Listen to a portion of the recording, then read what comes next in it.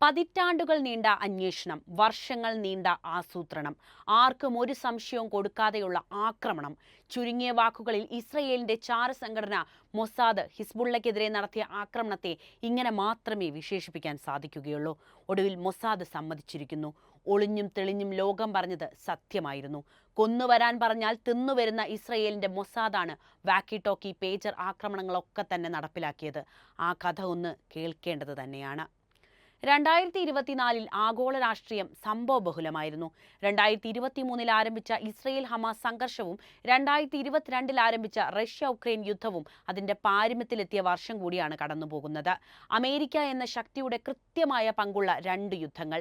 2025 അമേരിക്കയിൽ ഭരണമാറ്റം സംഭവിക്കുന്നു. അന്താരാഷ്ട്ര വാർത്തകളുടെ തലക്കെട്ടുകളിൽ ട്രംപ് അപ്രമാദിത്വം നേടുമെന്ന് ഇതിനോടകം തന്നെ എല്ലാവരും തിരിച്ചറിഞ്ഞു കഴിഞ്ഞു. ഇത്രനാളും ബൈഡൻ ഭരണകൂടം ഇസ്രയേലിന് നൽകിയ പിന്തുണ ഇനിയും ബെഞ്ചമിൻ നെതന്യാഹുവിന് നൽകുമോ എന്നതാണ് ആകാംക്ഷയോടെ നമ്മൾ കാത്തിരിക്കുന്ന ഒരു കാര്യം. ഇസ്രയേലിന്റെ രാഷ്ട്രീയത്തിലേക്ക് വരാം. തനിക്കു നേരെ വരുന്ന എന്തിനേയും നിഷ്പ്രയാസം ഇല്ലാതാക്കുന്ന വിരുദ്ധന്മാരാണ് ഇസ്രയേൽ. ഹമാസിനെ ശത്രുപക്ഷത്ത് നിർത്തി അതിനു പിന്നാലെ ഹിസ്ബുള്ളയും ഇറാനും ശത്രുക്കളായി. എന്നാൽ ജൂതന്റെ ബുദ്ധിയിൽ എതിർത്തവരെയൊക്കെ നിശ്ചലമാക്കാൻ അധികം സമയം വേണ്ടി വന്നില്ല. ഈ വർഷം ആ പ്രതികാരം നടപ്പിലാക്കിയ വർഷം കൂടിയാണ്.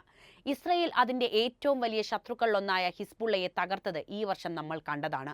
ഹിസ്ബുള്ള നേതാവ് സയ്യിദ് ഹസൻ നസ്രല്ലയും ടോപ്പ് കമാൻഡർ ഫുവാദ് ഷുക്കറും ഉൾപ്പെടെ ലെബനൻ ആസ്ഥാനമായുള്ള ഗ്രൂപ്പിലെ ഉന്നത ഉദ്യോഗസ്ഥരെ ഒന്നിനു പിറകെ ഒന്നായി ടെല്ലവീവ് വധിച്ചുകൊണ്ടിരുന്നു. ഇസ്രയേലിന്റെ സൈന്യവും അതിന്റെ വിദേശ രഹസ്യാന്വേഷണ ഏജൻസിയായ മൊസാദും നടത്തിയ ഈ കൊലപാതകങ്ങൾ ഹിസ്ബുള്ളയുടെ നേതൃത്വ ഘടനയെ ഗണ്യമായി ദുർബലപ്പെടുത്തുകയും 2023 ഒക്ടോബർ 7 ആക്രമണത്തിന് ശേഷം നടത്തിയ യുദ്ധത്തിൽ ഇസ്രയേലിന് ആവശ്യമായ മുൻതൂക്കം നൽകുകയും ചെയ്തു എന്നാണ് പല വിദഗ്ധരും അഭിപ്രായപ്പെടുന്നത്. ഇപ്പോൾ ന്യൂയോർക്ക് ടൈംസിന്റെ അന്വേഷണ റിപ്പോർട്ട് വെളിപ്പെടുത്തുന്നതനുസരിച്ച് ഇസ്രയേലി ചാരന്മാർ ഹിസ്ബുള്ള ഗ്രൂപ്പിലേക്ക് നുഴഞ്ഞു കയറിയാണ് ഈ ആക്രമണങ്ങളൊക്കെ നടത്തിയത് എന്നാണ്.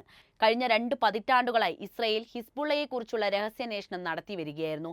ബങ്കറുകളിൽ ശ്രവണ ഉപകരണങ്ങൾ സ്ഥാപിക്കുന്നതിന് ആളുകളെ റിക്രൂട്ട് ചെയ്യുന്നു. അവരുടെ മീറ്റിംഗുകൾ ട്രാക്ക് ചെയ്യുന്നു. ഗ്രൂപ്പിന്റെ നേതാക്കളുടെ ചലനങ്ങൾ സൂക്ഷ്മമായി നിരീക്ഷിക്കുന്നു.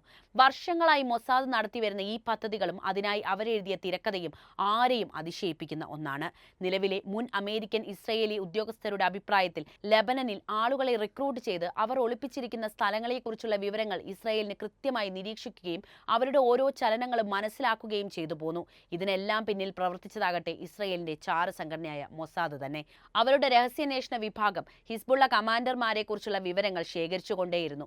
ഉദാഹരണത്തിന് ഹിസ്ബുള്ളയുടെ സ്ഥാപകാംഗവും 1983 ലെബനനിലെ ബെയ്റൂട്ടിലെ ബാരക്കുകളിൽ ബോംബാക്രമണം നടത്തി 241 അമേരിക്കൻ നാവികരെ കൊന്നൊടുക്കിയതിന്റെ ആസൂത്രകരിൽ പ്രധാനപ്പെട്ട ഒരാളായ US ഗവൺമെന്റ് തിരിച്ചറിഞ്ഞ ഫുവാദ് ഷുക്കറിന് 4 സ്ത്രീകളുമായി ബന്ധമുണ്ടെന്ന് കണ്ടെത്തിയത് ഇസ്രയേലിലെ ചാരന്മാരാണ്.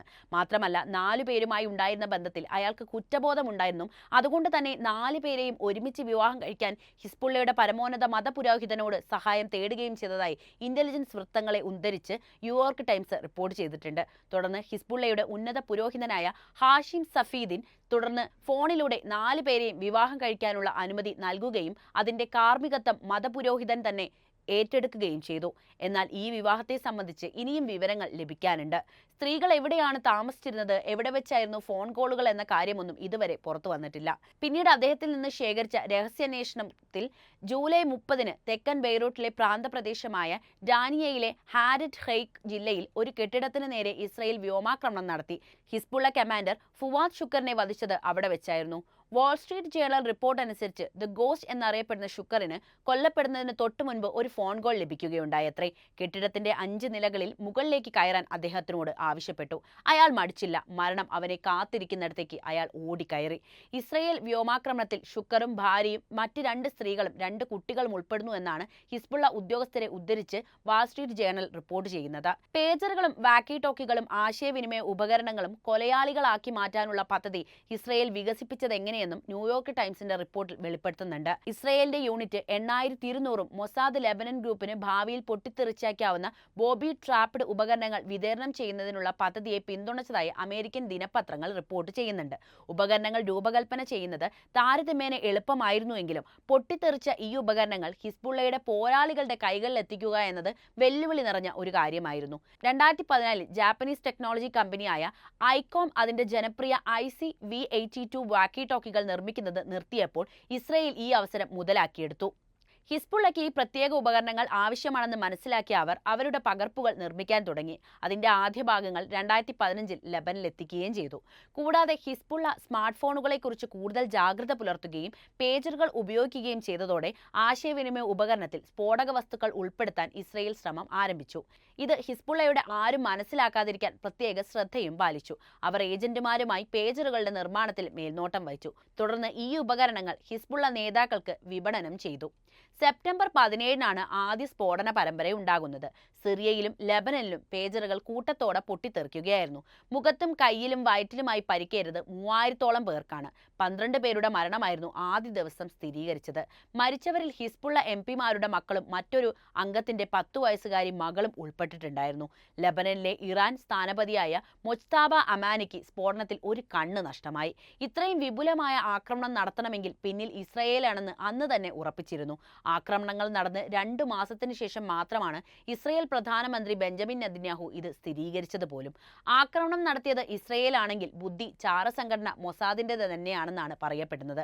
അതായത് ചത്തത് കീചകനെങ്കിൽ കൊന്നത് ഭീമൻ തന്നെ എന്നൊരു പഴമൊഴിയില്ലേ, അതേപോലെ തന്നെയാണ് ഇവിടെയും.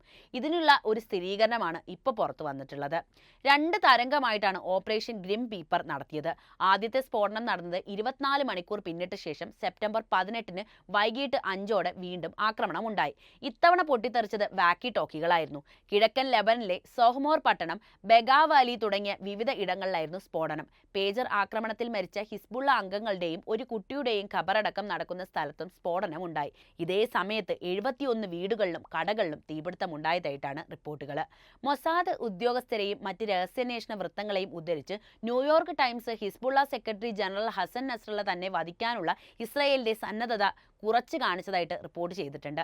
സഹ ഹിസ്ബുള്ള അംഗങ്ങളുടെ മുന്നറിയിപ്പ് അവഗണിച്ച് സെപ്റ്റംബർ 27-ന് അദ്ദേഹം ബെയ്റൂട്ടിലെ ബങ്കറിൽ 40 അടി ഭൂഗർഭത്തിൽ തന്നെ താമസിച്ചു. അവിടെയാണ് ഇസ്രയേൽ F-15 യുദ്ധവിമാനങ്ങൾ വൻ സ്ഫോടന വസ്തുക്കൾ വർഷിക്കുന്നത്. അതോടെയാണ് അദ്ദേഹത്തിന്റെ ജീവിതം എന്നേക്കുമായിട്ട് അവസാനിക്കുന്നത്. റിപ്പോർട്ടുകൾ പ്രകാരം ഉറപ്പുള്ള ഘടനകളിലേക്ക് തുളച്ചു കയറാൻ ഇസ്രയേൽ ഏകദേശം 80 ടൺ സ്ഫോടക വസ്തുക്കൾ ഉപയോഗിച്ചു എന്ന് പറയപ്പെടുന്നുണ്ട്. ഏകദേശം 85 പ്രത്യേക ബങ്കർ ബസ്റ്റർ ബോംബുകൾ ഉൾപ്പെടെ ഞങ്ങൾ ആസൂത്രണം ചെയ്തതെല്ലാം കൃത്യമായി പിഴവുകളൊന്നുമില്ലാതെ നടപ്പിലാക്കി. എല്ലാം സുഗമമായിട്ട് നടന്നു.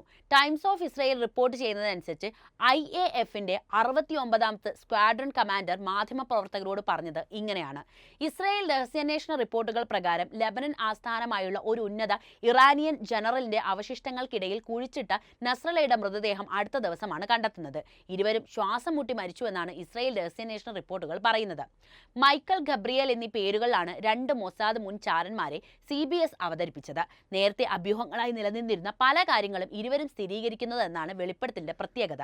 മാസ്ക് ധരിച്ച് വ്യാജ പേരുകളാണ് ഇരുവരെയും 60 മിനിറ്റ്സ് എന്ന പരിപാടിയിൽ CBS അവതരിപ്പിക്കുന്നത്. പേജർ വാക്കി ടോക്കി ആക്രമണത്തിന്റെ ലക്ഷ്യം ആളുകളെ കൊല്ലുക എന്നതായിരുന്നില്ല എന്ന തുറന്നു പറച്ചിലാണ് ഇതിൽ പ്രധാനമായിട്ടും പറയാനുള്ളത്. മരിച്ചാൽ അതോടെ തീർന്നു. എന്നാൽ പരിക്കേറ്റാൽ അവരെ ആശുപത്രിയിൽ കൊണ്ടുപോകണം, ചികിത്സിക്കണം. അതിന് പണവും മനുഷ്യശേഷിയും ആവശ്യമായി വരും.